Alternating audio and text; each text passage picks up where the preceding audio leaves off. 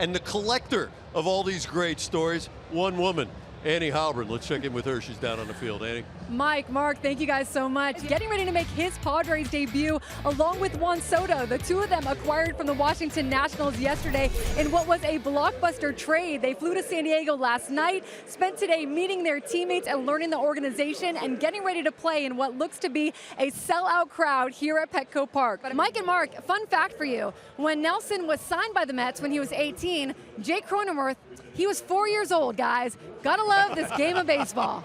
All right? That is a dagger. It makes you feel old really quickly. I love watching you play first base. You've got some sneaky athleticism. Is it fun to kind of show that off every once in a while, make some of those plays, let everyone know you can still do it? Yeah, absolutely. Here with Antonio Gates as you are being inducted into the Breitbart Hall of Fame tonight, really the San Diego Hall of Fame. Welcome back to San Diego. What does this one mean to you? That means a lot to me. You hit your first home run in a Padres uniform tonight against your former teammate, your former team that you were with just 3 weeks ago. Things haven't come easy lately. How much did you just need that one, and what did you feel running the bases? Yeah, it felt like a gorilla got taken off my shoulders. That's what it felt like. And that was Padres outfield coach Skip Schumacher on the right field wall here at SunTrust Park. I'm standing above it right now. It's 16 feet tall, 10 feet of that is cushion, 6 feet of that is brick, and you can see along right field those chain link insets. That's actually a restaurant down there. But as Skip said, the ball plays differently depending on what part of the wall it hits, and that was by design. They wanted that element when they built the ballpark. So the Padres players kept it kind of coy in the beginning. They like to say that they weren't watching the scoreboard until about the last few weeks of September, when everyone just finally gave up and said, okay, yes, we are keeping an eye on the scoreboard during the games. And you know what? That's okay. It's good to know where we're at in the standings. We understand that Annie Heilbrunn had the chance to meet the Fanatic. How was that, Annie? Donnie, you know, when you get the opportunity to meet your heroes, you do. Annie does a tremendous job covering them for Bally's, and I tell you what, they're going after it. Alana, you're absolutely right. They finally feel like they can contend with the Dodgers, and especially after what happened in the playoffs last year. I feel like you're the perfect person to debut this new beer because you're from San Diego. You grew up in East County, went to Valhalla High School, so you know what San Diego's like and what these fans are like. You're like Adam Schefter from NFL, checking your phone in the middle of sound bites and stuff. You never know when it's going to come through, Mike. You never know when you're going to get that breaking news. And to see you keep elbowing me, man. What's the deal? You know, in our sport, you elbow like that, I'm coming right back. Annie, I don't know how you convinced him to do that last night. We'll double down our wager. You're the best sideline reporter ever. It's been so fun to cover you throughout your entire career, but then for it to come full circle like this, Pretty awesome. It's a blast. Yeah, it's awesome.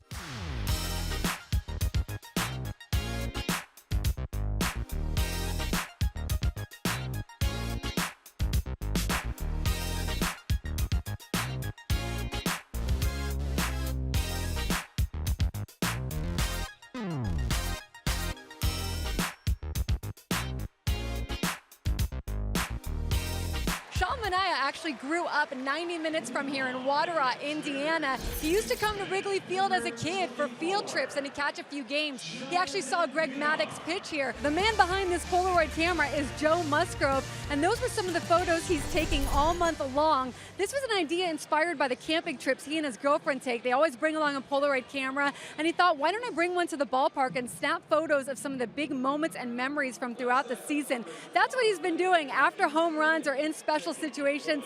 He'll take a photo, and his teammates and the fans have been loving it. Yeah, good genes, good genes. He kind of downplays it, but since the beginning of his career, he has employed a team around him of physical therapists, massage therapists, chefs, trainers. In fact, when he and Manny Machado were with the Orioles in the beginning of Manny's career, it was Nelson who taught Manny the value of that. So Nelson really understands the importance of all that. He's also been a great addition to this clubhouse. Guys in there say he's a very calming presence. He's someone who can relate to everything they're going through. Jake Cronenworth said yesterday, look, the guy's been playing professionally since he was 18 years old. He's seen pretty much every situation that can happen in this game of baseball. So to have someone in there that can relate to them, that they can talk to, be a sounding board, he said it's awesome. Statistically, Malachi had a big impact on your team that went 30-2 and was ranked 6th in the nation. How did he affect the team in ways that don't show up in the stats? You and Devin Watson both with good games tonight. Michael Sohikish with contributions as well. You guys will be honored next week at senior night.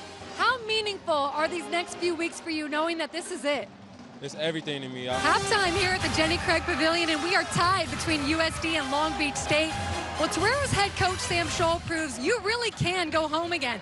He is the epitome of that, having played at USD for 2 seasons back in the 90s, then becoming an assistant coach for 10 seasons, before becoming interim head coach late last season after Lamont Smith resigned, and now officially it is his team. Yeah, Paddock allowed 3 runs in 11 innings over his final 2 starts before going on the IL, so he was trending up, but like the rest of the rotation, he struggled with inconsistency of 5.13 ERA over the season.